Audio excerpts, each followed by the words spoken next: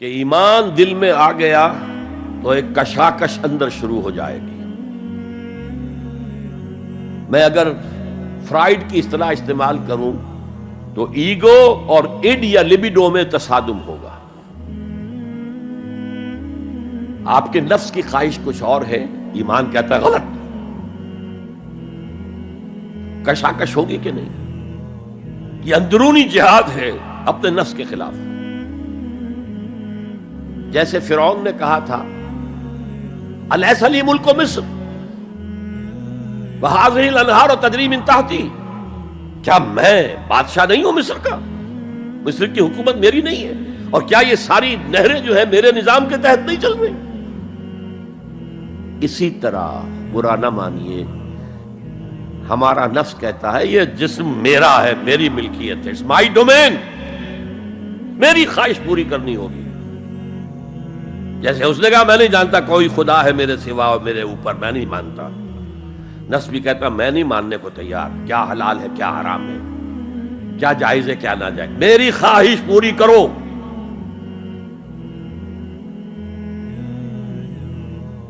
اس کے خلاف جہاد،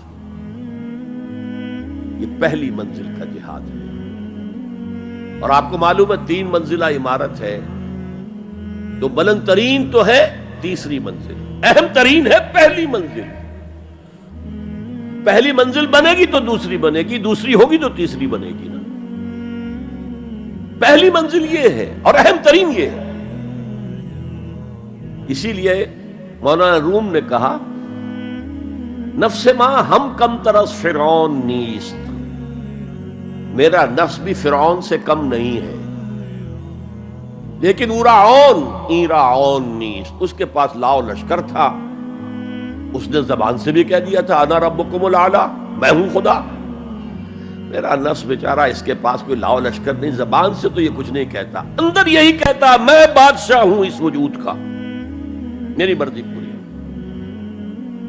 اسٹرگل اگینسٹ دس بیسر سیلف، ایک سیلف ہے اونچی سیلف، خودی، انا، ایگو، اور ایک ہے یہ بیسر سیلف، حیوانی جبلتیں جو اندھی بہری ہیں، جو حلال اور حرام سے انہیں کوئی غرض نہیں ہے، ان کے خلاف جہاد کرنا. آپ نے فرمایا صلی اللہ علیہ وسلم المجاہد من جاہد نفسہ، اصل مجاہد وہ ہے جو اپنے نفس کے خلاف جہاد کر سکے. تمہارے اندر یہ دشمن تو بیٹھا ہوا ہے، تکڑا ہے، تمہیں کنٹرول کر رہا، چلے آؤ باہر کے دشمنوں سے جہاد کرنے کے لیے. تم نے ٹانگے کو گھوڑے کے آگے باندھ دیا. اور ایک دفعہ حضور سے پوچھا گیا ای الجہاد افضل یا رسول اللہ، اے اللہ کے رسول سب سے افضل جہاد کون سا ہے؟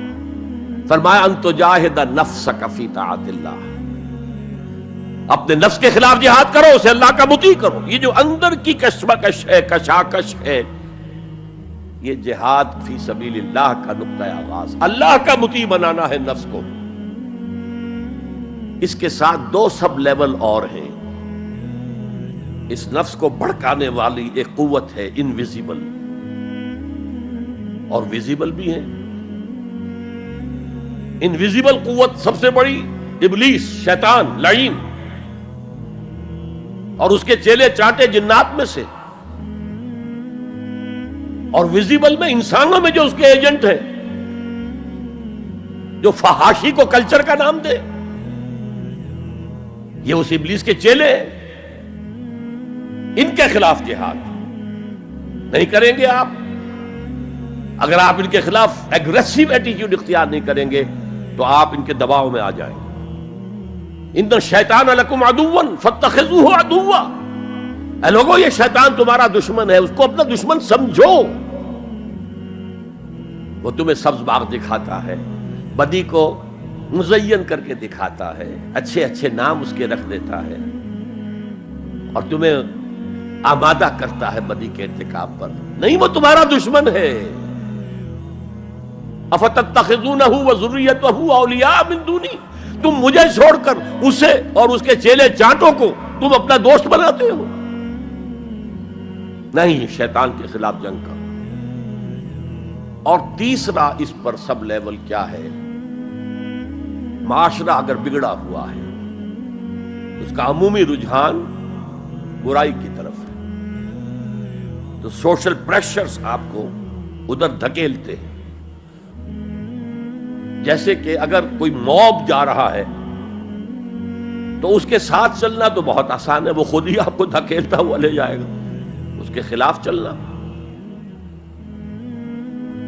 بہت مشکل کام. ہو سکتا ہے آپ بڑی زور لگا کے 4 قدم آگے بڑھیں، پھر کوئی ریلا آئے 10 قدم پیچھے لے جائے.